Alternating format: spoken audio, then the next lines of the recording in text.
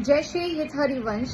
एक बार अर्जुन ने श्री कृष्ण से सवाल किया कि सभी जीवों पर आपकी ही कृपा है और जो देवी देवताओं का फल है वो भी आप ही देते हैं, तो सभी जीव आपकी उपासना क्यों नहीं करते हैं। तो श्री कृष्ण ने उन्हें उत्तर दिया कि श्री कृष्ण कहते हैं कि मनुष्य अपनी कामनाओं के वशीभूत होकर अपने पुण्य कर्मों के फल शीघ्र ही चाहते हैं, इसलिए वे अन्य देवी देवताओं की पूजा करते हैं, क्योंकि देवी देवताएं उन्हें इंस्टेंट कुछ न कुछ मनुष्य की श्रद्धा देखकर देवी देवताएं उन्हें फल प्रदान करते हैं। जैसे उन्होंने बता रखा है कि एक राजा लड़ाई करने जाता है तो वो किसी देवी की पूजा करता है, आराधना करता है। ये भी बोला कि जैसे इंद्र की उपासना करने से बारिश हो जाती है, तो इसी प्रकार से शीघ्र बारिश हो जाती है। इसी प्रकार से देवी देवताओं की जब हम उपासना करते हैं तो हमें जल्दी फल मिल जाता है।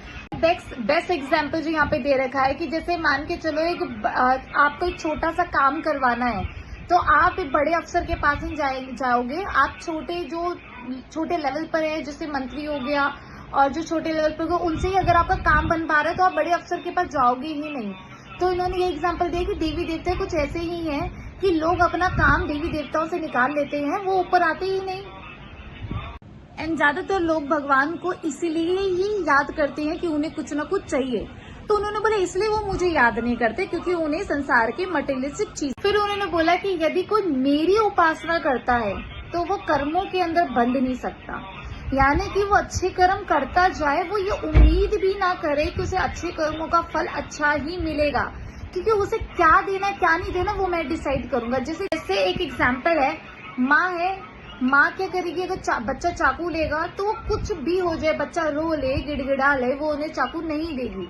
लेकिन अगर हम बाहर गए कहीं पर चाकू यूज कर रहे हैं तो इट्स अ रेयर केस कि कोई हमें बोलेगा कि चाकू मत पकड़ो, वरना कोई बोलेगा खेल रहे खेलने दो।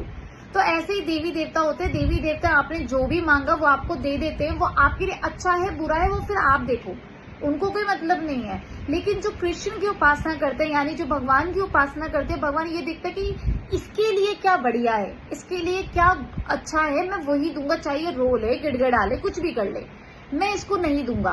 तो यानी कर्मों से आसक्त होने के लिए श्री कृष्ण जी मना करते हैं। और ऐसे बहुत कम लोग हैं दुनिया के अंदर जो ये कहें कि हमें सिर्फ परमात्मा चाहिए, हमें संसार के पदार्थ। इन्होंने बताया कि देवी देवताओं की पूजा भी करनी चाहिए, क्योंकि समय समय पे मनुष्य को जो चाहिए होता है वो उन्हें देवी देवताओं से मिल जाता है। लेकिन देवी देवताएं सब कुछ दे सकते हैं लेकिन मोक्ष नहीं दे सकते।